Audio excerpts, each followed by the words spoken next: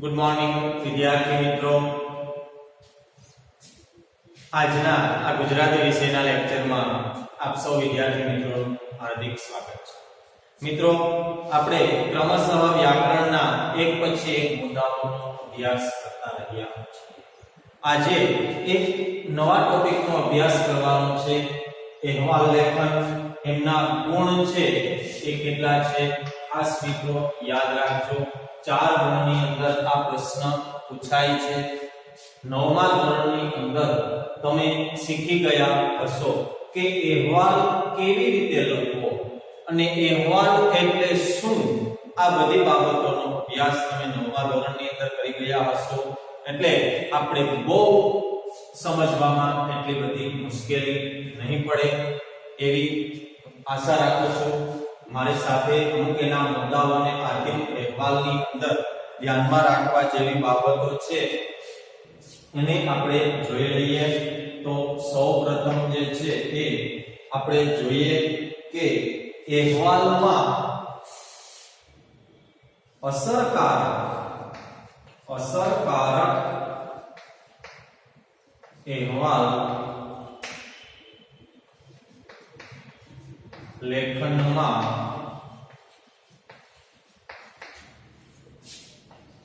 યાદ રાખવા જેવી બાબતો। હવે અસરકારક અહેવાલ લેખનમાં યાદ રાખવા જેવી બાબતો મિત્રો ખાસ યાદ રાખજો કે ભાઈ આપણે અહેવાલ તો અત્યાર સુધી લખતા આવડીએ છીએ અને લખી નાખીએ છીએ, હજુ પણ કદાચ આપણે લખી નાખીએ છીએ, પણ સારામાં સારી રીતે અહેવાલ આપણા માર્ક્સ ન કપાય એ માટે થઈ અને અહેવાલ કેવી રીતે લખવો એ મહત્વનું છે। સૌપ્રથમ તો આપણે જોઈએ કે અહેવાલ એટલે શું। અહેવાલ એટલે શું, બરોબર? આ બાબત તમારે લખવાની નથી, આ ખાલી સમજૂતી માટે તમે કીધું છે। અહેવાલ એટલે શું? અહેવાલ એટલે શું તો કે ભૂતકાળમાં બની ગયેલી વસ્તુને ટૂંકમાં લખવી એટલે અહેવાલ। ભૂતકાળમાં બનેલી ઘટના, પ્રસંગ, ઘટના હોય, પ્રસંગ હોય કે કોઈ પણ પરિસ્થિતિ હોય એને દર્શાવવી ટૂંકમાં એટલે અહેવાલ। ભૂતકાળમાં બનેલી ઘટના, પ્રસંગ કે કોઈ પરિસ્થિતિ આને આપણે ટૂંકમાં દર્શાવવી એટલે અહેવાલ। તો એની આપણે ખાલી વ્યાખ્યા લખી લઈએ કે ભૂતકાળમાં બનેલી ઘટના, પરિસ્થિતિ કે પ્રસંગનું ટૂંકમાં અને સચોટ વર્ણન, બરોબર? કારણ કે મિત્રો અહેવાલ છે એ ભૂતકાળમાં બનેલી ઘટના, પરિસ્થિતિ કે પ્રસંગનું વર્ણન હોય એને આપણે ટૂંકમાં અને સચોટ વર્ણન કરીએ એને શું કહેવાય? અહેવાલ કહેવાય છે, બરોબર? હવે અહેવાલની અંદર યાદ રાખવા જેવી કઈ કેવી બાબતો છે એ અહેવાલ એટલે શું એ આપણે જોઈ ગયા। હવે અહેવાલ લેખનમાં યાદ રાખવા જેવી બાબતો, આ વ્યાખ્યા છે ખાલી।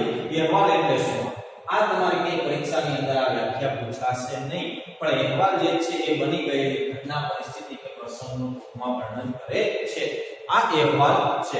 હવે કેવી રીતે અહેવાલને આપણે લખવો જોઈએ એના સમગ્ર મુદ્દાઓની જણાવો મિત્રો। આ ખાલી તમારી યાદી માટે થઈ અને બુકમાં લખવું હોય તો લખી લો, બરોબર? તો પહેલા ઉપર લખજો, પછી આ ટાઇટલ આપું છું, બરોબર? સૌપ્રથમ પહેલા જે છે એ આ બાબતો તમે લખો, બરોબર? આ બાબત જે છે એ પહેલા લખતા પહેલા આ મુદ્દાઓને એટલાને તમારી બુકની અંદર તમે લખી લો। અહેવાલ એટલે શું? તો કે ભૂતકાળમાં બનેલી ઘટના, પરિસ્થિતિ કે પ્રસંગનું ટૂંકમાં અને સચોટ વર્ણન. બરોબર? આ રીતના આખી આ વસ્તુનો વ્યાખ્યા થશે. બરોબર?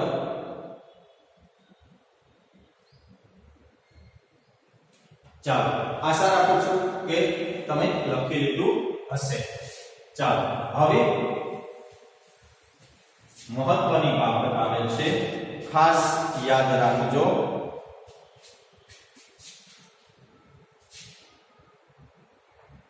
મુદ્દા નંબર 1. બરોબર? એની અંદર અહેવાલ લેખનમાં 4 બાબતોનું ખાસ ધ્યાન રાખવું. અહેવાલ લેખનની અંદર 4 બાબતોનું ખાસ ધ્યાન રાખવું. હવે એમાં શું આવશે? 4 બાબતોની અંદર પહેલી બાબત છે ક્રમ નંબર 1. ઓકે, સ્થળ. બરોબર? ક્રમ નંબર 2 શું આવશે? તારીખ. સ્થળ, તારીખ. બરોબર? સ્થળ, તારીખ.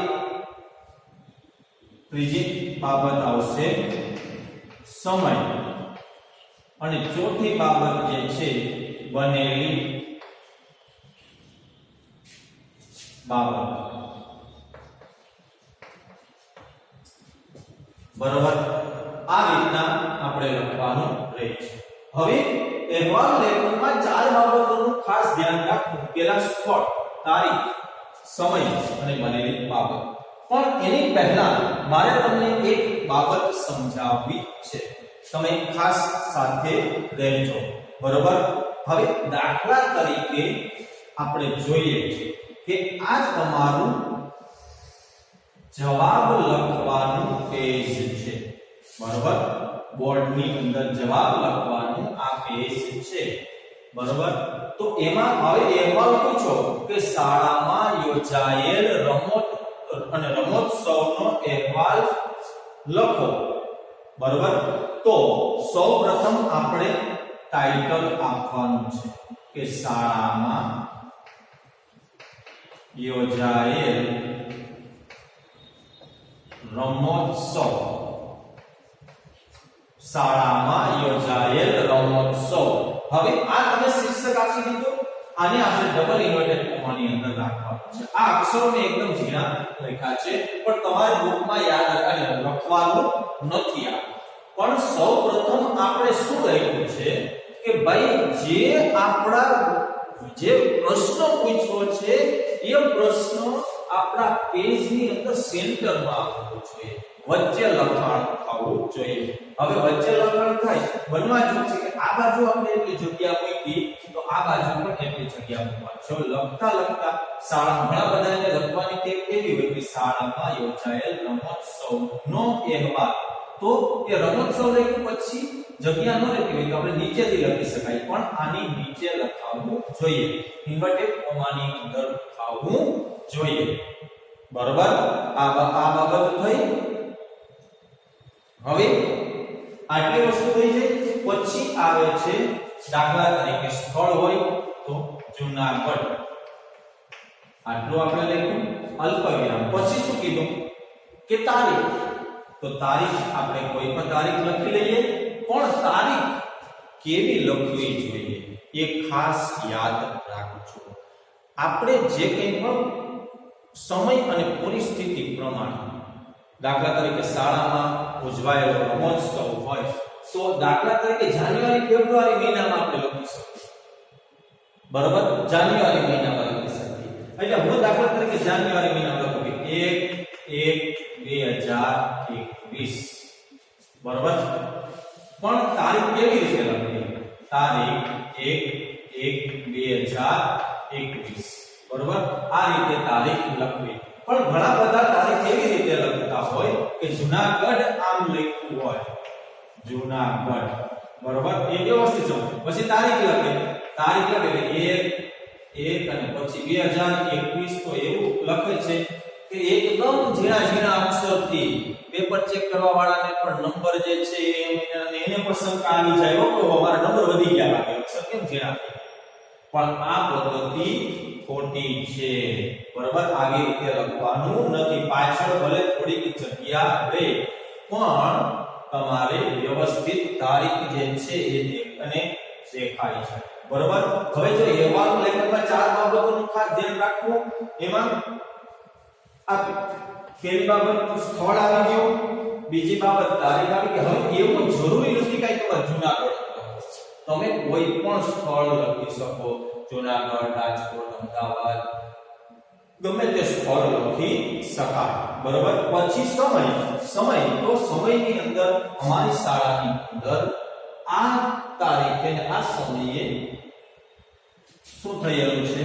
રમોત્સવ યોજાયેલો હતો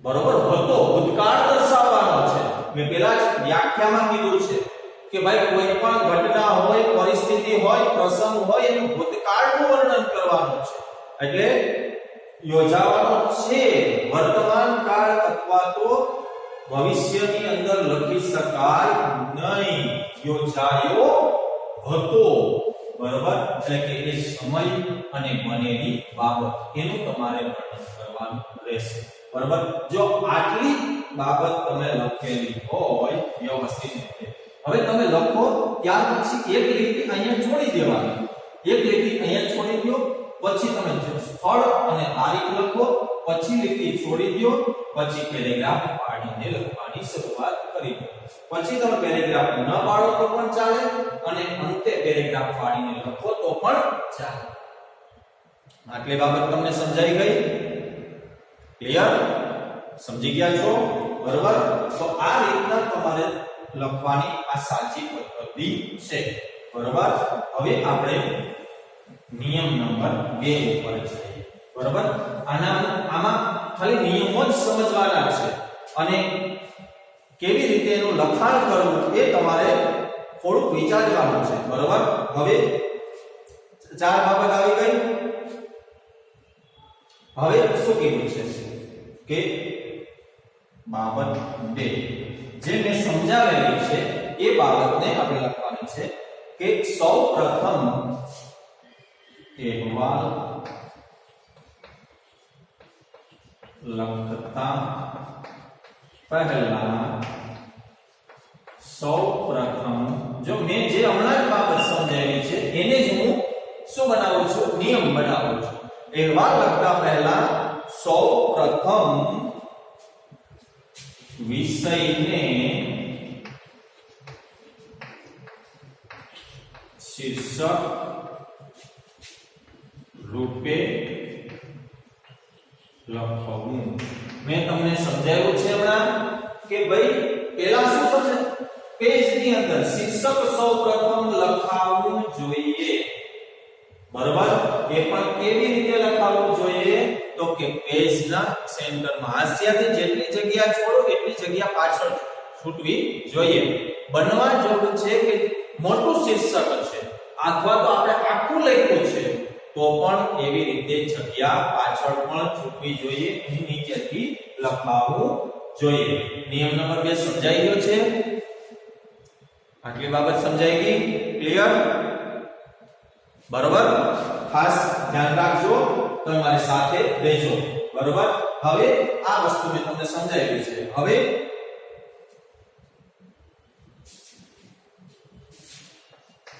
નિયમ નંબર 3 ની અંદર શું કીધું છે કે ભાઈ અહેવાલ લેખનના શીર્ષક પછી અહેવાલ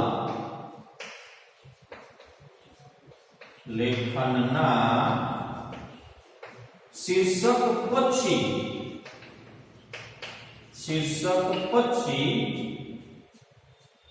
પેજની જમણી બાજુ મિત્રો આ આખા નિયમો જે છે કે મારી ભાષામાં અને તમને સરળતાથી સમજાઈ જાય એવી રીતે હું લખાવું છું ટેક્સ્ટ બુકમાં કે કદાચ અન્ય જોવા મળે, પણ હું મારી રીતે લખાવું છું. અહેવાલ લેખનમાં શીર્ષક પછી પેજની જમણી બાજુ સ્થળ અને તારીખ લખવું. હવે મેં તમને હમણાં સમજાવ્યું છે, પેજ દોરી અને સમજાવ્યું છે, સ્થળ અને તારીખ લખવાનું રહેશે. આટલી વાત સમજાઈ ગઈ? કારણ કે મેં આવી રીતે તમને પેજ દોરેલું છે, અહીં તમે શીર્ષક લખી નાખ્યું, અહીંયા તમે સ્થળ લખો, પાછળ ભલે જગ્યા રહે, પછી તમે તારીખ લખો, એ થોડીક ભલે લાંબી તારીખ થાય, વચ્ચે એક લીટી અહીંયા છોડી દો, અહીંયા લીટી જે છે એ છોડી દો. બરાબર?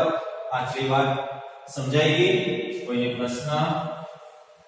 સર પ્રશ્ન તમે પૂછી આપી એમ નથી, ગમે ત્યારે તમે મને પ્રશ્ન પૂછી શકો, ચિંતા કર્યા વગર તમે મને પ્રશ્ન પૂછી શકો. બરાબર? હવે પછીની વાત આવે છે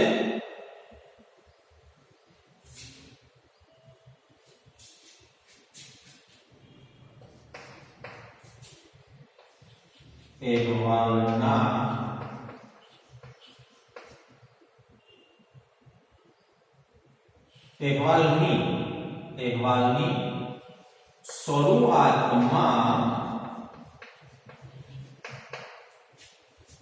સમગ્ર બાબતની ટૂંકમાં રજૂઆત કરવી. મિત્રો ખાસ યાદ રાખજો, આ બાબત ખાસ સમજો, સમજવા જેવી છે, કારણ કે અહેવાલ આપણે આશરે જે છે એ 100 શબ્દોની અંદર લખવાનો હોય છે. હવે મિત્રો આ આપણે આપણું આ પેજ છે, બરાબર? આ પેજ છે. આપણે સૌપ્રથમ વચ્ચે શું લખ્યું? તો કે જે પ્રશ્ન પૂછ્યો એને શું બનાવ્યું? તો કે શીર્ષક બનાવ્યું. પછી શું લખ્યું? તો કે સ્થળ લખ્યું. પછી શું લખ્યું? તો કે તારીખ લખી. બરાબર? પછી અહીંયા આપણે આ એક લીટી છોડી દીધી, અહીંયા એક લીટી છોડી દીધી. પછી પેરેગ્રાફ પાડો. એ મિત્રો સીધી લીટીમાં તમે બે પેરેગ્રાફ પાડો, ત્રણ પેરેગ્રાફ પાડો, પણ પેરેગ્રાફ પાડો. ઘણી બધી વખત એવું પણ ક્યાંક જોવા મળે છે કે અહેવાલની અંદર પેરેગ્રાફ પાડીને ન લખો તો પણ ચાલે, અને પેરેગ્રાફ પાડીને લખો તો પણ ચાલે.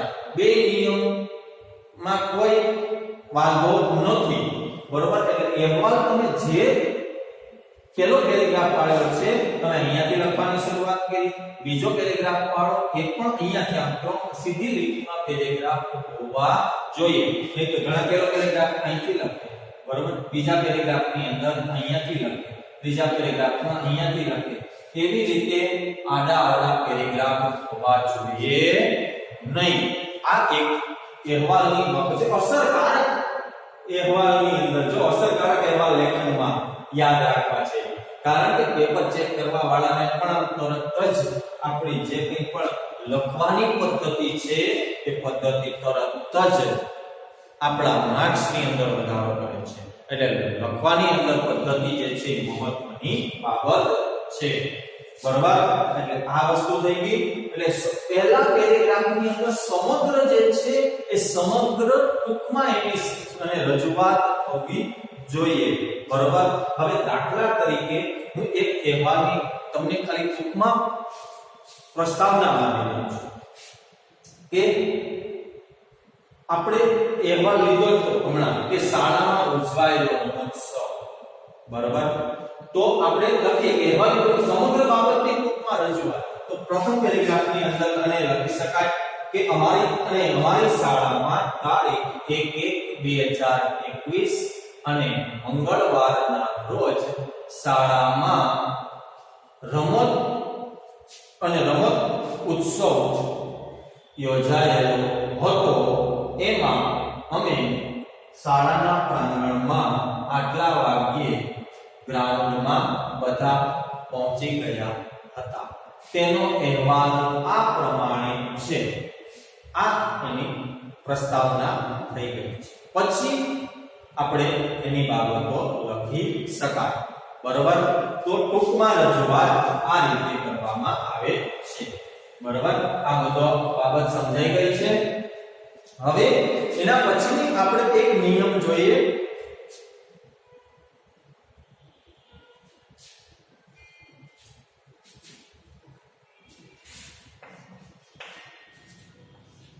બીજા નહીં, આપણે વાક્ય રચના કરી બદલાવીએ.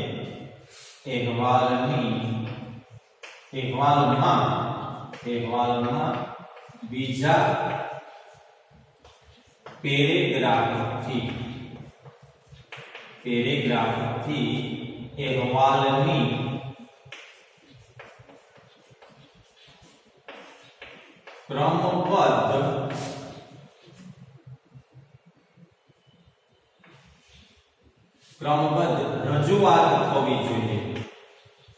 ક્રમબદ્ધ રજૂઆત થવી જોઈએ. તમને એમ થશે કે સર આવો કઈ નિયમ હોય કે અહેવાલમાં બીજા પેરેગ્રાફથી અહેવાલની ક્રમબદ્ધ રજૂઆત થવી જોઈએ? પણ મિત્રો ખાસ એ વસ્તુ જરૂરી છે. આપણે કોઈ પણ કાર્યની શરૂઆત કરતા હોય તો શુભ કાર્યની શરૂઆત કરતા હોઈએ તો આપણે સૌપ્રથમ જે છે એ પ્રાર્થના કરતા હોય છે, દીપ પ્રાગટ્ય કરતા હોય છે, અથવા તો પછી જે છે રમતોત્સવનો આવેલા કોઈ પણ વ્યક્તિ અથવા તો જે કંઈ પણ આપણા શિક્ષકોમાંથી કંઈ પ્રવચન આપ્યું હોય એ બધી એક પછી એક ક્રમ છે. પણ અમે બધા ગ્રાઉન્ડમાં ભેગા થઈ ગયા અને જે રમતોની અંદર ભાગ લીધો હતો એ રમતોની શરૂઆત કરી દીધી, પછી આપણે કહીએ કે પછી અમે દીપ પ્રાગટ્ય કર્યું, તો એ ક્રમ ભંગ થયો કહેવાય, ક્રમબદ્ધ રચના થઈ કહેવાય નહીં. એટલે મેં અહીંયા લખ્યું છે કે અહેવાલમાં બીજા પેરેગ્રાફથી અહેવાલની ક્રમબદ્ધ રજૂઆત થવી જોઈએ. ક્રમ જળવાવો જોઈએ. કદાચ એ બધા મુખ્ય બાબતોને આવરી લેવાની છે, બીજી કોઈ બાબતની વધારાની રજૂઆત થવી જોઈએ નહીં. હવે એની અંદર આપણે જોઈએ, હવે પછીના એક નિયમની અંદર આપણે જોઈએ અહેવાલમાં અતિશયોક્તિ ન થાય તેનું ધ્યાન રાખવું. મિત્રો બહુ સમજવા જેવી બાબત છે કે અહેવાલમાં અતિશયોક્તિ એટલે અલંકાર છે. અતિશયોક્તિ અલંકાર, બરાબર, વ્યતિરેક અલંકાર કે કોઈ પણ બાબતને એકદમ ચડિયાતી દર્શાવી, એક વસ્તુ કરતા એકદમ ચડિયાતી દર્શાવી. હવે દાખલા તરીકે ક્યાંક એવો પ્રશ્ન પૂછાય કે ભાઈ શાળામાં ઉજવાયેલો સ્વતંત્રતા દિવસનો અહેવાલ આશરે 100 શબ્દોમાં લખો. બરોબર, સ્વતંત્રતા દિવસ એટલે સ્વતંત્રતા દિવસનો આપણે સ્થળ, પેલા તો એનું જે કંઈ પણ શીર્ષક છે એ આપણા પેજની અંદર વચ્ચે લખીએ, સ્થળ લખીએ, તારીખ લખીએ અને સ્વતંત્રતા દિવસ વિશે કે આ તારીખે 15મી ઓગસ્ટ અને અમે શાળાના પ્રાંગણની અંદર સવારે 7 વાગે બધા ભેગા થઈ ગયા અને એની ઉજવણી થઈ છે એનો અહેવાલ આ પ્રમાણે છે, એની આપણે પ્રસ્તાવના બાંધી. પણ અતિશયોક્તિ કોને કહેવાય છે કે અમે અમારી શાળાની અંદર પ્રજાસત્તાક પર્વની ઉજવણી નિમિત્તે અમે તો મુખ્યમંત્રી વિજયભાઈ રૂપાણીને બોલાવ્યા, એમના હાથે ધ્વજવંદન કરવામાં આવ્યું, એ અતિશયોક્તિ થાય. એ બહુ થવું જોઈએ નહીં. અથવા તો આપણે વડાપ્રધાનને બોલાવીએ, એ અતિશયોક્તિ થાય. અતિશયોક્તિ થવી જોઈએ નહીં.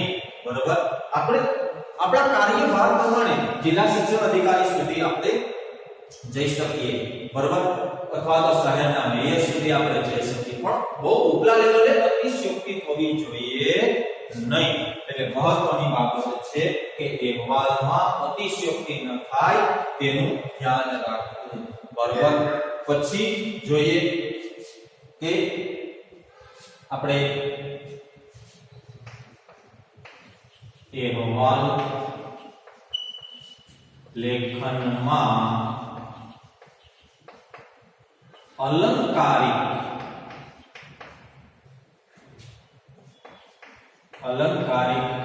ભાષાનો પ્રયોગ ન થાય તેનું ધ્યાન રાખવું. અલંકારિક ભાષા, અલંકારિક ભાષાનો ઉપયોગ ન થાય તેનું પણ ધ્યાન રાખવું. બરોબર.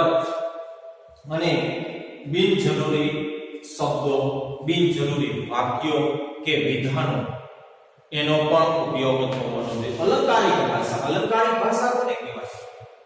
કે દાખલા તરીકે આપણે કોઈ પંક્તિઓ, શેર શાયરીઓ એની પણ ક્યાંય રજૂઆત થવી જોઈએ નહીં અલંકારની અંદર. બરોબર. અલંકારની અંદર દાખલા તરીકે અને કોઈ પણ વૃક્ષારોપણ હોય તો એની અંદર આપણે દાખલા તરીકે ઘણા બધા એવા વાક્ય વાંચતા હોય. દાખલા તરીકે એવું કોઈ પણ જે છે એ પ્રાર્થનાની અંદરનું કોઈ પણ એવો અહેવાલ હોય તો અને એની અંદર કોઈ વાક્ય એવું લખી શકાય કે પ્રાર્થનામાં દિલ ચોરી કરે તે પ્રભુનો અપરાધી. તો આવી બધી ભાષાનો પ્રયોગ અહેવાલની અંદર થવો જોઈએ નહીં.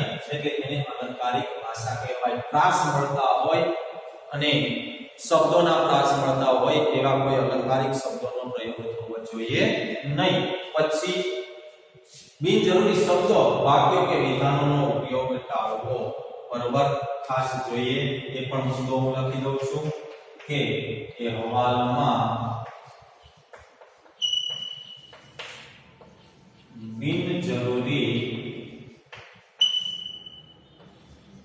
શબ્દો, વાક્યો કે વિધાનોનો ઉપયોગ ટાળવો. આનો ઉપયોગ કરવો નહીં. બરોબર. આટલા મુદ્દાઓ જે છે એ તમે સમજી ગયા છો. બરોબર. આટલા મુદ્દાઓને ત્યાં તમારી બુકની અંદર લખો. એવું હોય તો વિડિયો સ્ટોપ કરીને પણ તમે લખી શકો છો. બરોબર. વિડિયોને સ્ટોપ કરી અને તમે લખી શકો છો. બોર્ડની અંદર જે કંઈ પણ દેખાયેલા અક્ષરો જે છે એ અક્ષરો પ્રમાણે તમે તમારી બુકની અંદર મુદ્દાઓને લખી શકો છો. બરોબર. ચાલો હવે મારે એક છેલ્લો મુદ્દો મહત્વનો જે છે એ મને લખવાનો છે. ખાસ યાદ રાખજો. છેલ્લો મુદ્દો છે અને છેલ્લા મુદ્દાને હું અહીંયા નીચે લખી દઉં છું.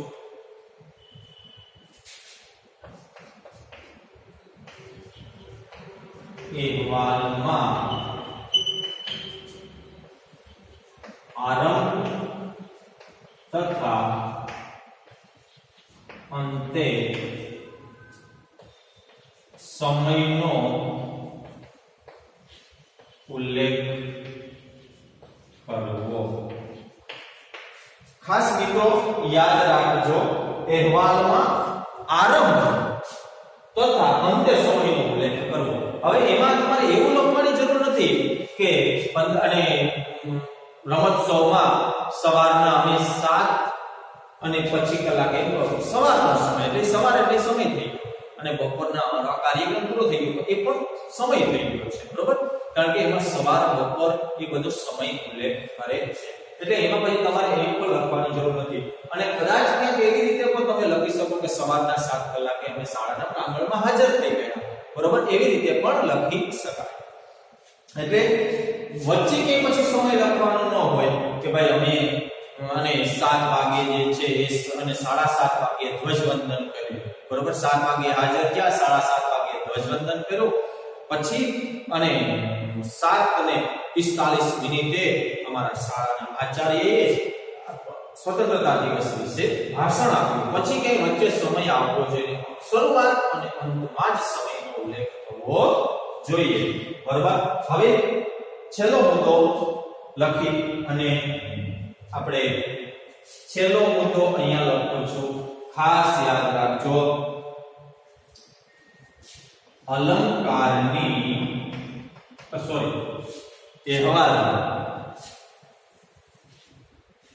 અહેવાલની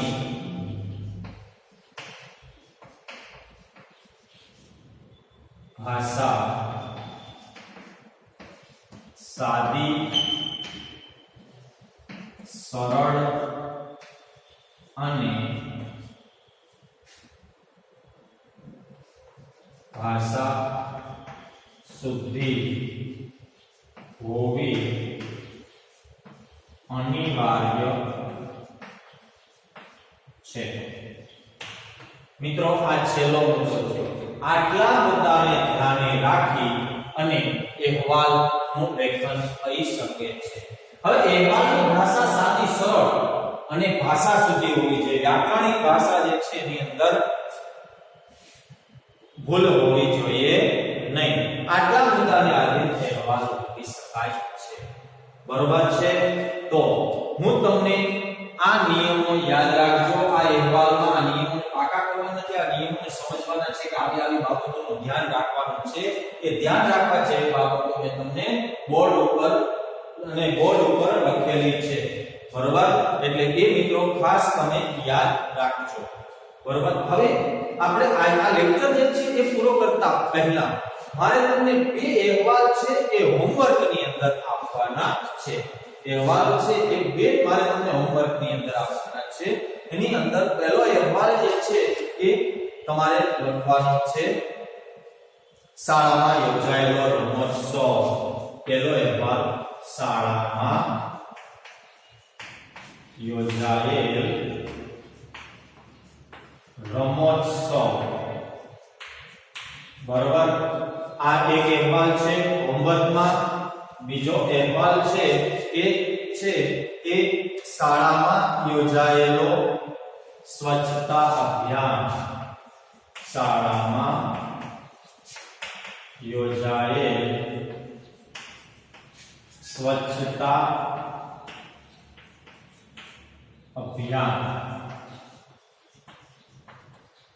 અને હજુ ત્રીજો અહેવાલ હું આપી દઉં છું. શાળામાં યોજાયેલ વૃક્ષારોપણ